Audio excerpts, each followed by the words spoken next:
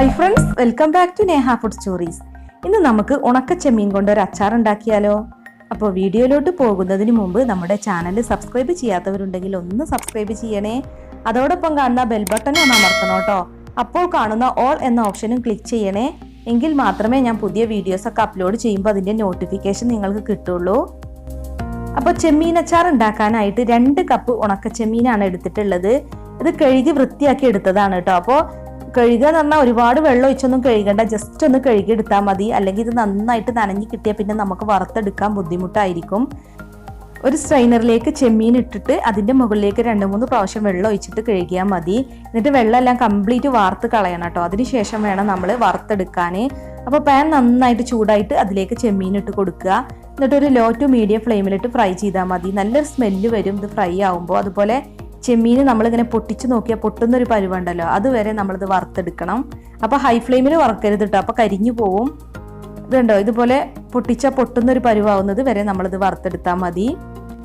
അപ്പോൾ ഇതിവിടെ റെഡി ആയിട്ടുണ്ട്. ഇനിയിപ്പോൾ നമുക്ക് ഫ്ലെയിം ഓഫ് ചെയ്തിട്ട് ഇത് മാറ്റി വെക്കാം.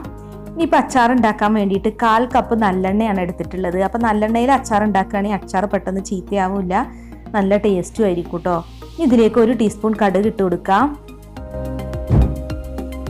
കടുക് പൊട്ടിയിട്ടുണ്ട്. ഇനി ഇതിലേക്ക് കറിവേപ്പിൻ്റെ ഇല ഇട്ട് കൊടുക്കാം. 2 വറ്റൽമുളക് പൊട്ടിച്ചിട്ട് ഇട്ട് കൊടുക്കാം. അപ്പോൾ ഇതൊന്ന് ഇളക്കി കൊടുക്കുക കേട്ടോ. ഇനി ഇതിലോട്ട് വെളുത്തുള്ളിയാണ്. അപ്പോൾ ഞാൻ 2 വെളുത്തുള്ളിയാണ് എടുത്തിട്ടുള്ളത് കേട്ടോ. അപ്പോൾ വെളുത്തുള്ളി തൊലി കളഞ്ഞിട്ട് കഴുകി എടുത്തതാണ്. ചെറിയ പീസായിട്ട് കട്ട് ചെയ്യൊന്നും വേണ്ട. അച്ചാറിലൊക്കെ എപ്പോഴും കൂടുതൽ വെളുത്തുള്ളി ചേർക്കണം കേട്ടോ. ഇപ്പം നിങ്ങൾക്ക് ചെറിയ പീസായിട്ട് കട്ട് ചെയ്യണമെന്നുണ്ടെങ്കിൽ അങ്ങനെയും ചെയ്യാം. വെളുത്തുള്ളി ബ്രൗൺ കളർ ആവുന്നത് വരെ ഒന്ന് വഴറ്റിയെടുക്കുക കേട്ടോ. വെളുത്തുള്ളി വഴറ്റിയെടുത്തതിന് ശേഷം വേണം അതിലോട്ട് ബാക്കിയുള്ള ഇൻഗ്രീഡിയൻസ് ഒക്കെ ചേർത്ത് കൊടുക്കാൻ. അപ്പോൾ പിന്നെ ഞാൻ എടുത്തിട്ടുള്ളത് 3 ഇഞ്ച് വലിപ്പത്തിലുള്ള ഒരു ഇഞ്ചി ചെറുതായിട്ട് കൊത്തിയരിഞ്ഞതാണ്. അതുപോലെ 3 പച്ചമുളക് വട്ടത്തിലും അരിഞ്ഞെടുത്തിട്ടുണ്ട്. അപ്പോൾ ഇതും കൂടി ഇതിലേക്ക് ഇട്ട് കൊടുക്കുക. എന്നിട്ട് ഇപ്പോൾ ഈ പച്ചമുളകിൻ്റെയും ഇഞ്ചിയുടെയൊക്കെ പച്ചച്ചുവ മാറുന്നത് വരെ നന്നായിട്ട് വഴറ്റിയെടുക്കണം. നല്ല ബ്രൗൺ കളർ ആകുന്നത് വരെ ഒന്ന് വഴറ്റിയെടുക്കുക കേട്ടോ. അപ്പോൾ ലോ ഫ്ലെയിമിലിട്ട് ചെയ്താൽ മതി ഇതെല്ലാം, അല്ലെങ്കിൽ പെട്ടെന്ന് കരിഞ്ഞു പോവും. ഇനി ഇതിലോട്ട് 1/2 ടീസ്പൂൺ മഞ്ഞൾപ്പൊടി ഇട്ട് കൊടുക്കാം. പിന്നെ 3 ടേബിൾ സ്പൂൺ മുളക് പൊടി, സാധാരണ മുളക് പൊടിയാണ്. പിന്നെ 1/2 ടീസ്പൂൺ ഉലുവാപ്പൊടി, 1/2 ടീസ്പൂൺ കായപ്പൊടി. അപ്പോൾ പൊടികൾ ചേർക്കുന്നതിന് മുമ്പ് തന്നെ നമ്മൾ ഫ്ലെയിം ഓഫ് ചെയ്യണം. എന്നിട്ട് വേണം പൊടികൾ ചേർക്കാൻ, അല്ലെങ്കിൽ പൊടികളൊക്കെ കരിഞ്ഞു പോവാൻ സാധ്യത ഉണ്ട്. അപ്പോൾ ഈ പൊടികളുടെ പച്ചച്ചുവ മാറുന്നത് വരെ ഒന്ന് വഴറ്റിയെടുക്കുക. എന്നിട്ട് വേണം പിന്നെ ഫ്ലെയിം ഓൺ ചെയ്യാൻ. പിന്നെ ഇതിലേക്ക് വേണ്ടത് പുളിവെള്ളമാണ്. അപ്പോൾ ഞാൻ 2 നാരങ്ങ വലിപ്പത്തിലുള്ള പുളി കുറച്ച് വെള്ളത്തിൽ സോക്ക് ചെയ്തതിന് ശേഷം പിഴിഞ്ഞെടുത്തതാണ്. അപ്പോൾ അതും കൂടി ചേർക്കാം.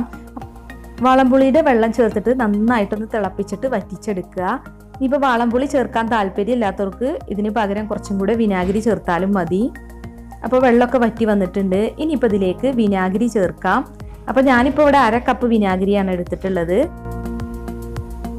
ഇനി ഇതിലേക്ക് ആവശ്യത്തിന് ഉപ്പും കൂടി ഇട്ട് കൊടുക്കുക. അപ്പോൾ നമ്മൾ എടുത്തിട്ടുള്ള ഉണക്കച്ചെമ്മീനിൽ ഉപ്പുണ്ടാവും. അപ്പോൾ അതനുസരിച്ച് പാകത്തിന് കുറച്ച് മാത്രം ഇട്ട് കൊടുത്താൽ മതി. പിന്നെ വേണമെന്നുണ്ടെങ്കിൽ പിന്നെ ഇട്ട് കൊടുക്കാം.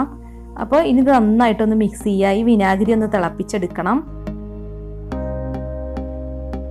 അപ്പോൾ ഞാനിപ്പോൾ നോക്കിയിരുന്നു പുളി കുറവാണ്. അപ്പോൾ ഇതിലേക്ക് ഇനി 1/2 കപ്പ് വിനാഗിരി കൂടി ചേർക്കുന്നുണ്ട് കേട്ടോ. ചെമ്മീൻ ആയതുകൊണ്ട് തന്നെ നമ്മൾ അത്യാവശ്യം വിനാഗിരി ചേർക്കണം, എന്നാൽ മാത്രമേ അച്ചാർ ടേസ്റ്റ് ഉണ്ടാവുള്ളൂ. അപ്പോൾ മൊത്തത്തിൽ ഇപ്പോൾ 1 കപ്പ് വിനാഗിരിയാണ് ചേർത്തിട്ടുള്ളത്. 250 ml കപ്പിന് 1 കപ്പ് വിനാഗിരി. അപ്പോൾ ആ വിനാഗിരിയും കൂടി ചേർത്തിട്ട് നന്നായി തിളപ്പിച്ചെടുക്കുക. അപ്പോൾ ഇത് തിളച്ചിട്ടുണ്ട്. ഇനി ഇതിലോട്ട് നമ്മൾ വറുത്ത് വെച്ചിട്ടുള്ള ചെമ്മീൻ ഇട്ട് കൊടുക്കാം. ചെമ്മീൻ ഇട്ടിട്ട് നന്നായിട്ടൊന്ന് മിക്സ് ചെയ്ത് കൊടുക്കുക. പിന്നെ നമ്മൾ അച്ചാർ ഉണ്ടാക്കിയിട്ട് ഒരു 4 ദിവസത്തിന് ശേഷമൊക്കെ എടുത്താൽ മതി, എന്നാലാണ് അച്ചാറിലേക്ക് നന്നായിട്ട് എരിവും പുളിയും ഉപ്പൊക്കെ പിടിക്കുക. അപ്പോൾ നമ്മുടെ അച്ചാർ ഇവിടെ റെഡി ആയിട്ടുണ്ട്. ഇനിയിപ്പോൾ നമുക്ക് ഫ്ലെയിം ഓഫ് ചെയ്യാം കേട്ടോ. അപ്പോൾ നമ്മുടെ ചെമ്മീൻ അച്ചാർ ഇവിടെ റെഡി ആയിട്ടുണ്ട്. നല്ല ടേസ്റ്റിയായ ഉണക്ക ചെമ്മീൻ അച്ചാറാണ്. അപ്പോൾ എല്ലാവരും ട്രൈ ചെയ്ത് നോക്കിയിട്ട് ഫീഡ്ബാക്ക് ഒക്കെ അറിയിക്കണം കേട്ടോ. അപ്പോൾ ഇനി ഇത് വാങ്ങി വെക്കാം. തണുത്തതിന് ശേഷം ഭരണികളിലൊക്കെ ആക്കി സൂക്ഷിക്കാം കേട്ടോ.